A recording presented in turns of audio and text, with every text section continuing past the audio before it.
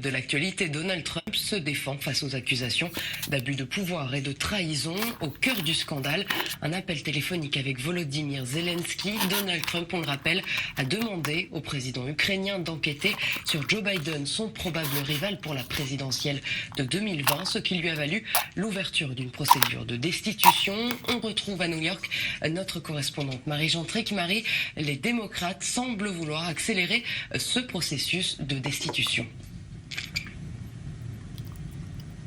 Alors pour le moment, on est vraiment au début de la procédure de destitution puisqu'elle a été lancée il y a seulement quelques jours. Alors là, pour le moment, la Chambre des représentants mène une enquête parlementaire. L'objectif de cette enquête, c'est de déterminer à quel point le président a fauté, quels éléments peuvent lui être reprochés.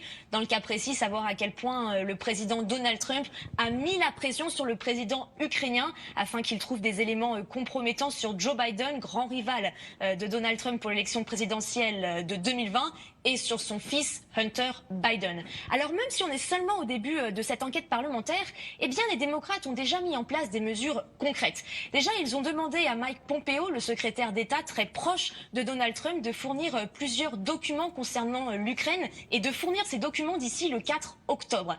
Parmi les documents que Pompeo va devoir fournir, il y a notamment une liste de tous les gens qui ont préparé ou participé à cette conversation téléphonique entre Donald Trump et le président ukrainien. Les démocrates ont également convoqué 5 membres du secrétaire d'État, donc des membres qui sont liés à ce scandale ukrainien, pour pouvoir leur poser des questions. Donc on s'aperçoit que même si on est vraiment au début de cette procédure de destitution, les choses vont tout de même assez vite. On devrait voir des progrès notables dans les jours ou dans les semaines qui viennent. D'ailleurs, la chef du Parti démocrate, Nancy Pelosi, l'a déclaré à la presse. Elle veut que cette procédure de destitution soit efficace et rapide. Alors c'est un processus qui a été engagé à un tout petit peu plus d'1 an du scrutin présidentiel de 2020. Quel impact cela peut-il avoir sur la campagne présidentielle de Donald Trump ?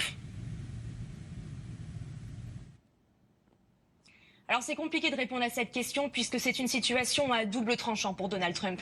D'un côté, certes, cette enquête, ce scandale peut abîmer son image.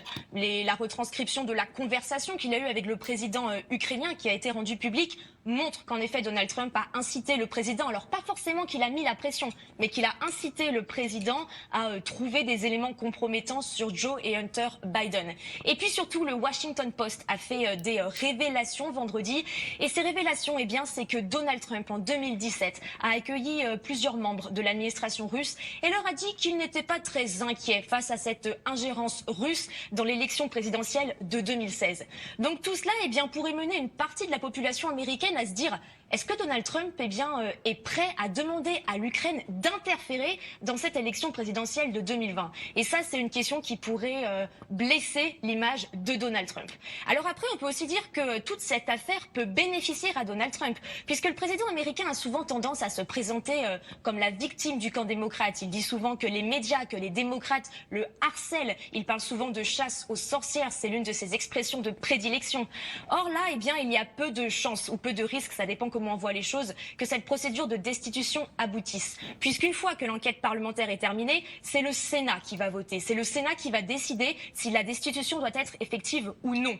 Or, à l'heure actuelle, le Sénat est à majorité républicaine, donc peu de probabilité qu'il décide de tourner le dos à Donald Trump et qu'il décide de le destituer. Ce qui serait donc l'occasion parfaite pour Donald Trump de dire une nouvelle fois: vous voyez, je suis blanc comme neige, je n'ai rien fait, les démocrates sont prêts à tout pour m'abattre et je ne suis qu'une victime.